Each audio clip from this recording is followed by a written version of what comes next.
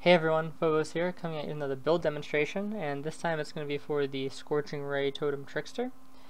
And it's a Tri-Totem build because we use both Ancestral Bond and Soul Mantle. And here's the Trickster Ascendancy, as you can see, and here's the skill tree. I'm going to link all this in the description, so don't worry about that. But the basic premise of this build is that we're building around Patient Reaper, and specifically the 70% increased recovery of life rate, mana, and energy shield if you killed recently by damage over time. And now a lot of people are going to be like, well, it's a totem build, so how are you killing? But if you guys remember from like way back in the day, there's like either a bug or it's intended, I'm not really sure. But there's this mechanic where if your totems kill things with damage over time, it actually is attributed to you. So that means it counts as your kill, which means that you can proc Patient Reaper and keep it active pretty much the entire time whenever there's ads around or when you're going through a map. And it's pretty much the same thing for Swift Killer here. So we get the benefits from the charges as well. You'll notice how consistent they are while we do the map. So I'll just pop this right in. And basically the idea is that the build is focused on stacking a bunch of life regen. If you see, we've got a decent amount of life regen here, like 670 or so. Unfortunately, the life regen on the tooltip doesn't increase when you actually have the Patient Reaper active. And that's because recovery of life rate and life regen stats they're just named differently. But it does affect it. It's been like well documented, and you can tell if you test it yourself that you're getting a lot more regen when you have Patient Reaper active. The way you can definitely tell if the ability itself is active is if your energy shield recharge and the tooltip goes up, then you know it's active. So I guess I shouldn't use this shrine actually because it's kind of OP. But yeah, so this is a shaped shore, and just kind of showing you the damage. We're not even really close to like having all our damage nodes yet. Still missing some life nodes as well. We're only like 84, and I'm actually missing a skill point from the Ugol encounter or whatever. So just doing a quick little clear to show you guys. Still performs pretty well. This is also on a 5 link. The links are Scorching Ray, Burning Damage, Controlled Destruction, Elemental Focus, and Scorching Ray, Elemental Focus, Efficacy is the other one, and then for the last one you're going to have Rapid Decay. You can also use Minion Totem Elemental if you wish, but does a little bit less damage. Makes your totems a little tankier. The orb here actually is not, it's just for generating the elemental overload. It doesn't actually do equilibrium. For equilibrium you need to use the traps. And right now I only have lightning trap equipped, so that's what you're seeing the damage with just lightning trap. That's not Vol lightning trap. Ideally you'd have a Vol lightning trap in here.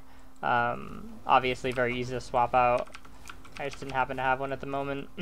But Vol lightning trap accomplishes obviously both getting the shock round under the target as well as proccing your equilibrium. So you can also just have normal lightning traps for if you have like rares and stuff.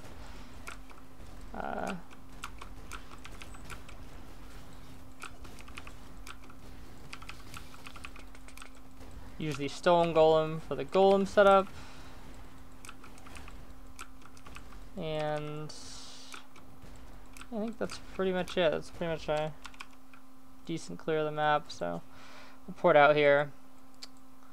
And yeah, that's pretty much the build. I have a full guide, but just to talk, I'll link that in the description, but just to talk about it a little more, how we're getting like the massive amounts of life regen is we're using 2 Kikazarus and the Soul Mantle. Now, normally in all the builds that I include Soul Mantle in, I'll always mention that it's optional, and it's obviously still optional for this. You don't need to use it for this build, but it has a couple distinct advantages over other builds, I would say, over using it in other totem builds.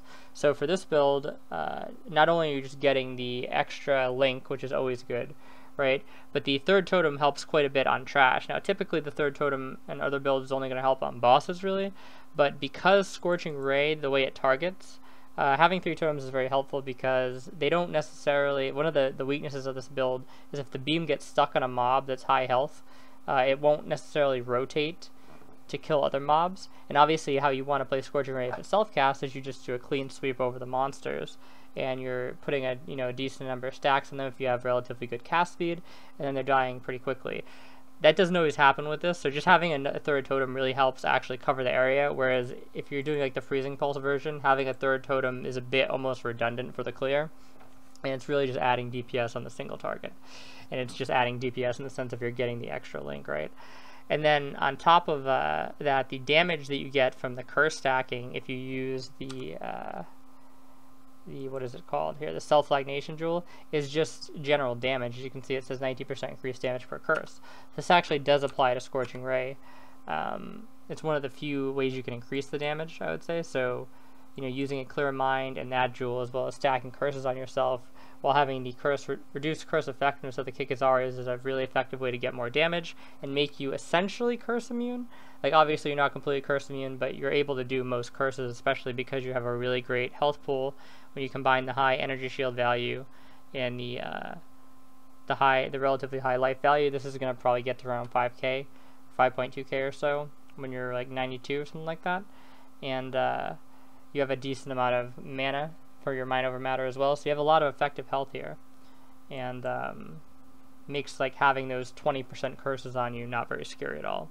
So yeah, when you combine the Kikizarus with this, and then you use this helm right here, which is 100 life regen per second if no items are corrupted, and then you're getting life regen from the tree and everything like that, you can get a pretty big amount of life regen. I want to say that, like I said, this is going to go up a bit, this life regen, probably to like 800 or so by the time the build is finished, because we don't have all of our regen from the tree, we don't have all of our HP.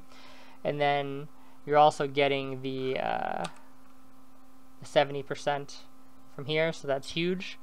So you're getting a ton of life regen. And then for the Pantheon, you can use the Aracali one, which I've experimented with. The problem with this is that trying any type of setup where you keep it procced permanently takes away from your ES pretty much, because if you do the Blood Rage setup, which is the cast on damage taken, Blood Rage, Immortal Call, you'll definitely be able to keep this procced, but you'll lose all your energy shield because you're taking Blood Rage damage. There's also like a flask that I was using, or I was trying to use. It's not this one right here, it's the Crit Flask, this one. And this does chaos damage to you. Unfortunately, even though it does chaos damage, which is bypassing your ES, it still prevents ES recharge rate, right? So that means that, while it's not as bad as the Blood Rage setup because it's not actually draining your ES, if you pop that flask in order to get the effect of this Pantheon,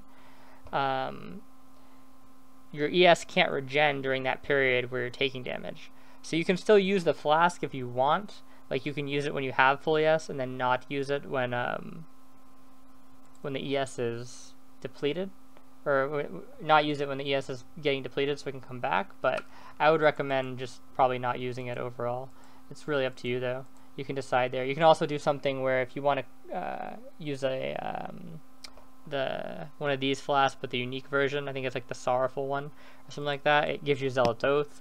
So you could pop Zealot's Oath when you have that flask active, and that way you get energy shield recharge during that period, and then it goes back to life regen when you're not in that period. So there's a lot of like ways you can mess around with the build and kind of change how the regen activates. The one thing you have to keep in mind is that when you're going on to Zealot's Oath, it's going to take the part of your regen at least based off your energy shield, right? So we would be getting around 4.6k, whatever the percentage of that is from the tree as regen, but it's going to be based off of the 2k value when you do that with Zealot's Oath. So just something to keep in mind there. But yeah, that's pretty much the basics. It's a much longer guide. This is mostly just to show a demo of the build and play. So I hope you've enjoyed it, and if you have any questions or anything like that, just feel free to leave them in the comments. Thanks for watching, and I'll see you guys next time.